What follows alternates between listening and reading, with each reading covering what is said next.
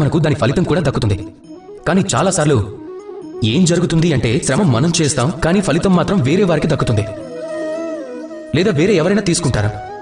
అలాంటప్పుడు మనం నిరాశ పడతాం, ఎంతో చిన్నబోతాం. దాని తర్వాత మనకి పని చెయ్యాలి అనిపించదు. మనం మన సర్వశ్రేష్టమైన సహకారం ఇవ్వటం మానేస్తాం, చింతిస్తూ ఉంటాం. ఒకవేళ మళ్ళీ నేను ఇలాగే శ్రమిస్తే అప్పుడు మళ్ళీ నా శ్రమ యొక్క ఫలితాన్ని ఇంకెవరైనా తీసుకుంటే అప్పుడు శ్రమించటం వల్ల ఏ లాభం ఉంటుంది అనుకుంటాం. ఇక దాని పరిణామం వల్ల ఈ ప్రపంచం మనల్ని తక్కువగా చూస్తుంది. అప్పుడు మీరు ఆలోచిస్తారు, ఇలాంటి సమయంలో నేను ఏం చెయ్యాలి అని. మీకు ఒక విషయం చెప్తాను. ఒకవేళ మీరు చింతించకుండా ఉంటే గనుక మీ శ్రమ ఫలితం మరొకరికి చెందుతుంది అని, అప్పుడు మీరు ఈ ప్రపంచంలోని చాలా గొప్ప గొప్ప పనుల్ని చేయగలుగుతారు. ప్రతిసారి మీకన్నా పైకి వెళ్ళగలుగుతారు. ఇక ఆ మెట్లు చాలా దూరంగా ఉన్నా కూడా గుర్తుపెట్టుకోండి, ఒకవేళ ఏదైనా మొక్కకి పుష్పం పూయగానే అప్పుడు ప్రజలు దాని మాలీకి ఫలితాన్నిస్తారు.